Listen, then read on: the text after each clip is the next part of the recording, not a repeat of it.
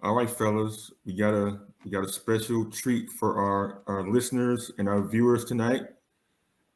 Coming out of the bullpen, our first ever live interview with Xavier, Louisiana head coach, a friend of SWAC in the past life, Adrian Holloway joins the show. Adrian, are you there? What coach had? The I don't know bullpen what isn't happened. open yet. Oh, he's still warming up right now. You know what I mean? He said he need about 3 more pitches. About 3 more pitches to get loose. Well, I don't see his picture on the overlay.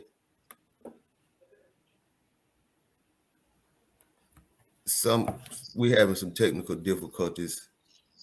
His picture, he disconnected. His signal dropped, I guess. Okay. That's when we come back in. Yeah, so while we get him on, Coach Holloway, second year head coach for Xavier, Louisiana University. He actually, a little bit of his background, he actually was a part of the baseball program being resurrected after 60 years of absence. Right. He came on last year as a first year coach, had a fabulous season for Xavier, led them to postseason play, was the Black Nine Small School Coach of the Year in his first season. So he's accomplished a lot. He played college baseball at Alabama State University, like around the time we did. He went on to coach at Selma College for a few years before he went to Xavier. So Adrian Holloway is a very accomplished coach, and as soon as we get those technical difficulties straightened out, we will definitely, have him on, ask him questions about his time at Xavier, his time at Selma, and just the game of baseball in general, and the game of Black college baseball as well. So boys, it was a very good week for a lot of schools around Black college baseball. With the first week of conference play going on for a lot of schools last week. Some schools made statements, sweeping series. Some schools make statements other ways about losing series and losing them badly. So, what do you guys take That's an away from the understatement. first, full weekend of conference play? It was actually exciting for me, man. I was just like, everybody getting there. They done went out in the field and played around out of conference games. Now it's getting down to the nitty gritty to get ready to play the games that counts. I mean, all games count, but there's a little bit something extra to SWAC conference play. For us. So it's all good. Jesus, We got him back. We got him all back. right. All right. So, all right. Hey, yeah. There you go. Is. Man, with the excellent coach. Hey, what's up, guys? How I y'all actually doing? love that hat, man. Yeah, I'm doing good, man. Yeah, that hat fresh. That's a dope hat, man. Yeah. Let me see. I do too. 758. Yeah. Who we send the money to? Yeah, definitely that. Yeah, man. Hey, I gotta make sure y'all get one, man. Yeah, who we send the money to? I like that. Yeah. I'll make sure we get y'all squared away with one. Thank Yeah, you, no sir. doubt, no doubt. Yeah, before you jumped on, I was giving a little bit of your background in terms of coaching. As I mentioned at the top, you're head baseball coach at Xavier University down in Louisiana, right down in SWAC country. You have a SWAC background playing ball at Alabama State in your college years. So I wanted to start out by asking you about your background a little bit. Where you grew up and how where you grew up kind of influenced your interest and love of baseball. Yeah, man. I grew up in Selma, Alabama. I was born in Birmingham, but raised in Selma. And my dad was my dad was yeah, my dad was my first coach. So he coached baseball, football, basketball. So I was kind of introduced to the game at an early age, fresh out the womb.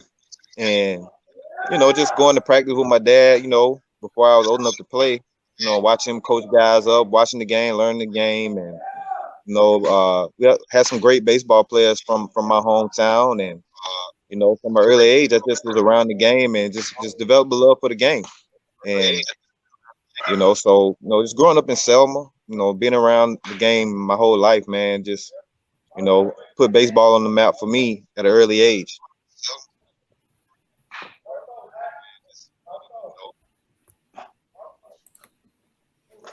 That's great. That's great. So, Coach, so I have a question. So, at what point during your earlier career, growing up and everything in Selma, at what point did you realize that, hey, baseball can actually change my life? I can, do something with this sport. When did you realize that? Man, I have to say probably my sophomore year, going into my junior year, when I got selected for the Baseball Factory preseason Can y'all hear me? All-American team. Yeah, can you guys hear me? Yeah, you good. You can. All right.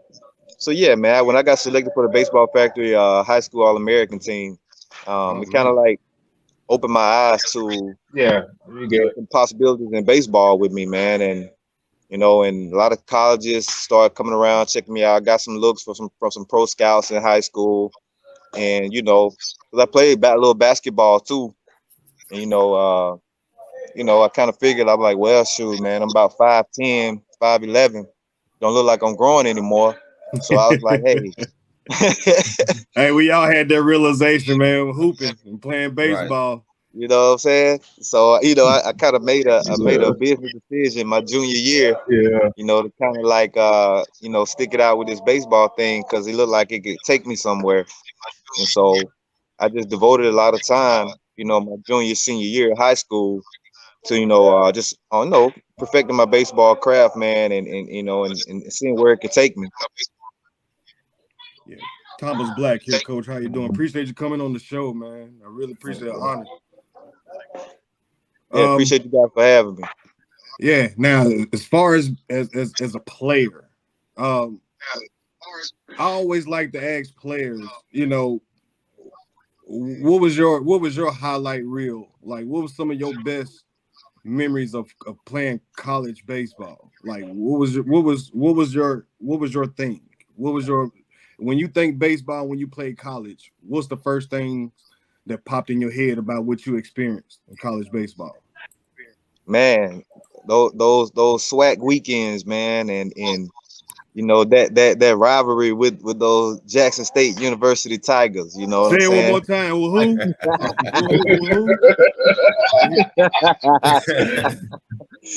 Man, playing them Jackson State Tigers, man.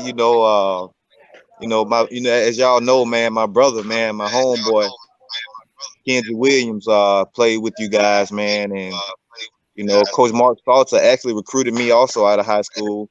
I ended up going to Alabama State though, but I always considered you guys friends, and brothers, but and it was just cool how we were all cool brothers, you know what I'm saying, but on that Friday and Saturday, you know what I'm saying, we was out for blood, and it was a good friendly rivalry, you know what I mean? It was intense. You know what I'm saying? It was some great baseball, we great pitching, hitters galore. It was just something to see, man, and something to be a part of, man. And I said one of my fondest memories was one weekend in Montgomery. We was playing y'all, and and I think I know where it's going. I think Putt was on the mound. And I think I probably hit one of the farthest home runs I've hit in my life. But it's just the camaraderie, man. Just the back and forth, that we had with y'all, that rivalry, man, and just playing some great baseball against some great players, man. Y'all were loaded with talent, man, top to bottom. So it was always fun just to get out there and compete, bro. Thanks for saying I have talent, Coach. I appreciate that.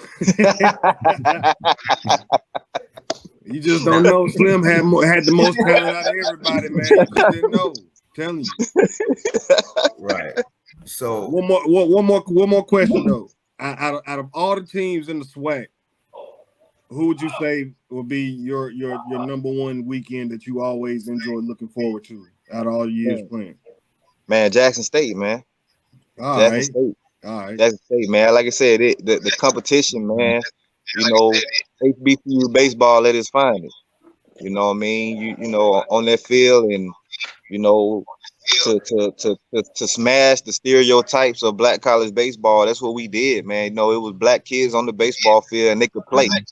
You know, you had MLB prospects on the field, draft picks on the field, and you know, and you know, young black men that played the game the right way.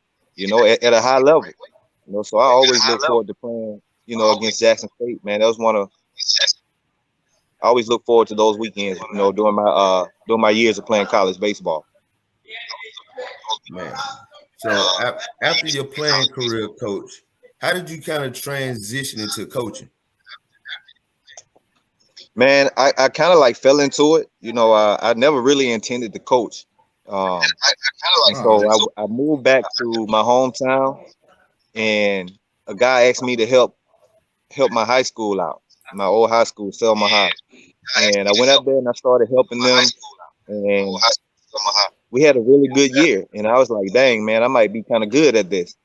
And and so I kind of just, you know, found my love again for the game, being around the, you know, dug out the locker room, on the field, and you know, just kind of like fell back in love with the game all over again, man. And at that moment, I decided to, you know, pursue it at a full-time level, you know, pursuing full-time opportunities and really get into this coaching thing. Okay. Yeah, Coach. You talked about, you know, coaching in Selma at the youth level and even in the college level. How did that experience kind of shape you into the coach you become today? Man, when I first started, man, I got my first college opportunity as the head coach at Selma University in my hometown. And it was a small school that, you know, I think it probably had population 300. And Wow.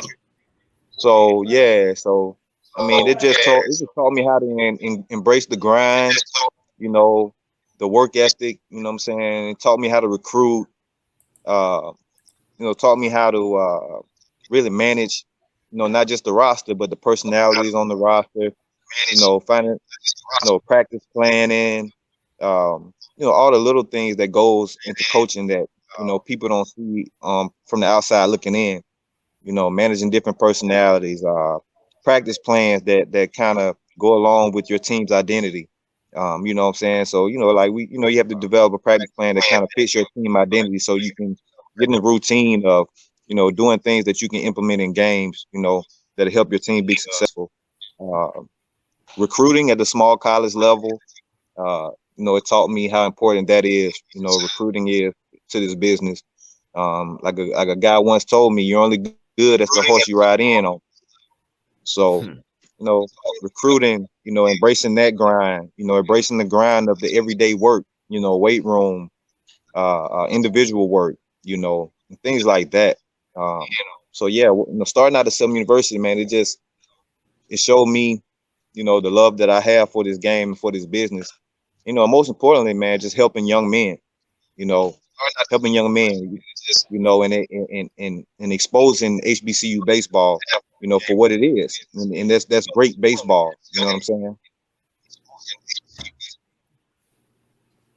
Yeah, I know. At your time in Selma, Coach, you had some That's success. great. That's great. And you just talk about, you know, Yeah.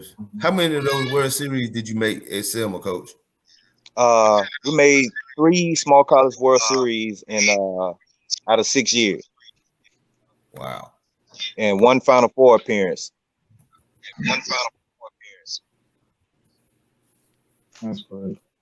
Man, that's impressive. So you were just talking about, you know, the horse you ride in on and everything. I just gotta, you know, we have to tip our hat and have it's an honor to even know you and call you our brother, that you've been a part of rebirthing Xavier baseball in the NO. How much does that mean to you and the success that your team has been experiencing? How much does that mean to you? Oh man, it's a huge honor, man. It means a lot to me. It means the world. Uh, to be selected out of all the guys who applied for this position, it's an honor and a privilege. Um, and then to come in the first year and have the success we had in year one, winning 27 games and making it to the Black College World Series and playing in the the inaugural Black College World Series championship game. Even though we came up short, it still was an honor to be a part of the first HBCU national championship game. Um, like I said, we've had I think 5, 6 All-Americans, HBCU All-Americans in the first year. Uh, we had the pitcher of the year, and myself was named coach of the year. So I mean that was just monumental. It was history. So that means a lot, man. And that was my prayer when I accepted this job, is that I could establish a program that could be successful and that could stand a long time even after I'm long gone from here. And so I think we were blessed to get off to a good start to to kind of lay that foundation to be able to build a program that could stand even when we're gone. All right, Coach. Like whenever we talk, we always talk from the player's perspective and the player's mentality of the game. Now, growing up, we all had superstitions. What was your superstition coming through playing that you did? How long did you do it for? And did some of that carry over to you as a coach, as a superstition? Oh man, yeah, definitely. My thing was always music before the game. You know what I'm saying? I got to listen to certain music. So it's always starts out with some smooth, some R&B, you know what I'm saying, to kind of relax the nerves, keep me calm. And then I give myself some energy with some upbeat music. And then the as a player, I had superstitions where if I'm hot, I don't wash my socks. So long as I'm hot, I try not to wash anything that I can keep from washing. And I had certain shoes that I wore on certain games. So as a player, like I had certain shoes for home games, certain shoes for away games, certain batting gloves for home games, certain batting gloves for away games. And that was my superstition. I had to have the certain batting gloves for road games, certain batting gloves and shoes for home games. And if I'm hot, my socks, I don't wash my socks. Cause you don't want to wash the hits out. So I told you that last night, Thomas. Right. you don't want to wash some hits out, baby. So what I'm saying? Hey, long as I'm hot, I can't wash the socks, man. You know what I'm saying? So how did the teammates take you not washing your socks and washing uniform? They didn't care as long as they were winning. They just stick them outside. You know what I mean? Hey, and thank God I didn't have bad BO. I'm a rather clean person. So I never stink. You know what I'm saying? I'm clean like that, so I never stink. You know what I'm saying? So hey. But yeah, I can see those same superstitions still ride today, man. As long as we hot, you know what I'm saying? I'm gonna keep the same socks, and I'm gonna keep the same undershirt on under my uniform as long as we're hot, and certain shoes I wear for home games, certain shoes I wear away. So like, are you like right now wearing the same hoodie and hat you wore like 2 weeks ago? Actually, I am wearing the same hoodie that I wore the day before travel day last week. Okay. So, who are some of your top players this year, Coach? Some of my top players this year, we got Coco Seminole as our center fielder. Okay. He's been a team leader since we started the program last year. We got Blair Frederick, the LSU transfer. He's our ace on the pitching staff. And we have a newcomer by the name of D. Davis. He's a transfer, came in from Missouri Baptist, outfielder. And we have a young pitcher by the name of Joe Simeon. He's a freshman from Lake Charles. He played at Barb High School. So he's a really talented young guy, and it's turned into a team leader as well. Wow. Yeah, you down there in Louisiana. There's some good high school talent down there and JUCO talent. Yeah, definitely. Yeah. Yeah, Coach. We often on this show talk about the bigger picture when it comes to black college baseball and like where it could go in the future in conjunction with where it stands now. Being in the game for as long as you have as a player and now as a coach, like where do you see like black college baseball going and like kind of the potential it has to grow? Man, I see it going in a great direction, man. I see it going up, man. Like I said, there's a lot of talent out there. Um, and I just think we have to continue to educate and parents and the young guys on HBCUs and the various HBCU baseball programs. Um, in the process, man, and just educate these people and let them know that, hey, man, you can go to an HBCU and play quality college baseball. You can go to an HBCU and be a top draft pick. Even back in our time, we had, the guys, all the draft picks from Jackson State, Southern. One prime example would be Ricky Weeks. Ricky Weeks, first round pick straight out of Southern, HBCU. So we just have to continue to educate our young people and our parents that, man, y'all can go to HBCUs and be successful, and just continue to grow the game in our communities, man, and train these guys up from a young age. Because I see a lot of us, once we get to high school, we're steered more towards basketball and football, and we forget about baseball. And like back in my hometown, I'm always talking to them about investing in the high school baseball programs. Making sure you got a baseball guy to coach the baseball team, and not just giving it to the assistant football coach or the assistant basketball coach or the bus driver. You know what I'm saying? Invest into the baseball Right. program. You know what I'm saying? Invest into the baseball program, have baseball guys around, man, that can train these guys to the level where they can get to the next level. Have baseball people in your school that have connections to get guys to college or to get guys looks to get drafted out from your high school. But most importantly, man, just training our guys in our communities, to be successful in the game of baseball. That's what's up. Yeah, That's Coach. what's up. Any more questions for him? Are we gonna do I got a question for him. You played for Coach Watkins at Alabama State. Just what was some of your funnest moment of playing for Coach Watkins? Well, Coach Larry B. Watkins, man, I tell you, SWAC Hall of Famer, man, great guy. The thing that stands out about Coach Watkins, he always taught us the importance of education and being a good man. Not just being a great baseball player, but he always stressed the importance of just being a good person, man, and getting your education, graduating, and being successful in life. But yeah, he was a funny guy. Some of my I have a lot of funny stories and fun memories of him, man. He was a character, I tell you that, man, with great sense of humor. okay? What's your funny story about Coach? so He had one ready. He had Well- one ready. well, one time we was at Grambling. Well, the thing that I like about him all the time, he always scream your name. Hey, Holloway, settle down. He want to settle you down all the time. Because I used to be amped up before a game. I'd be juiced up, ready to go. Coach Walker, hey, calm your little self down. But he this one time at Grambling, we played at Grambling one time, and I was sick as a dog, man.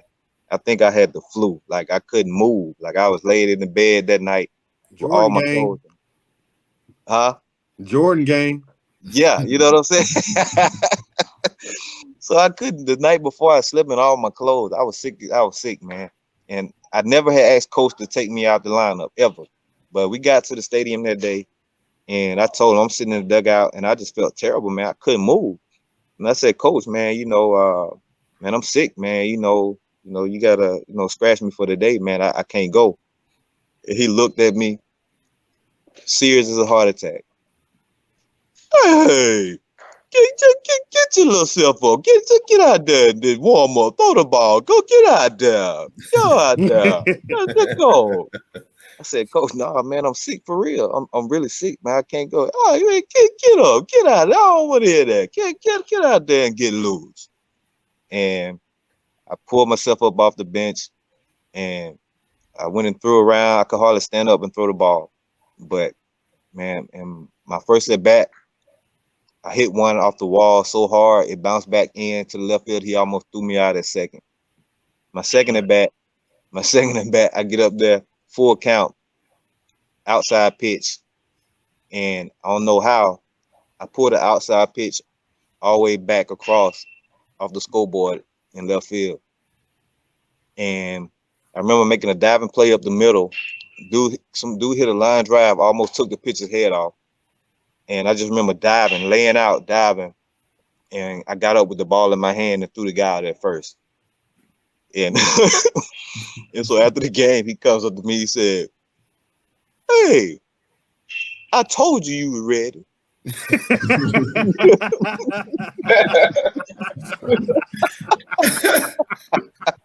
Yeah. Oh, that. Right. Man. So, that's one of my funnest memories of me and Coach Watkins, man. But yeah, it's a whole lot of other stories that say we could share off the air, Right. I feel you.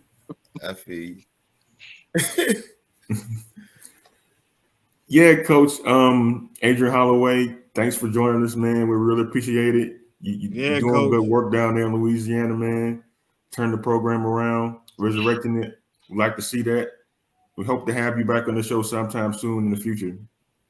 Definitely want a appreciate hat, you, man. Coach. Gotta get a hat. Hey. I want one. Yeah, y'all let me know what size y'all need, man. I'll get them to you. 7'5'8". And I'm gonna go order the yellow fours that will match them.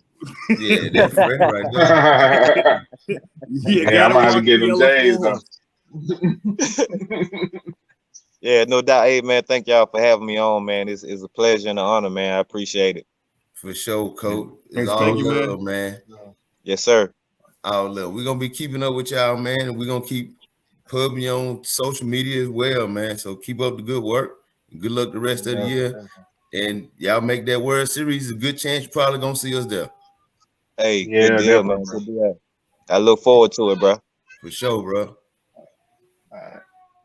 Appreciate you for coming, Coach. man. Thank you. All right, man. Y'all have a good one. Be blessed. All right, you too. You too.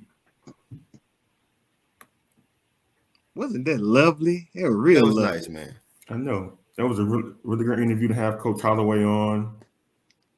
Really good talker. Had a lot of good stories to share. And he's a winner. He's a winner. He's a winner. Yes, he is a winner. That's a good winner young right there. coach. You got a bright future in the game. Exactly. So, with that, good people, that is episode 6 of the Boys. We thank you, and we out. Appreciate it. All right, man. See y'all. See ya. All right.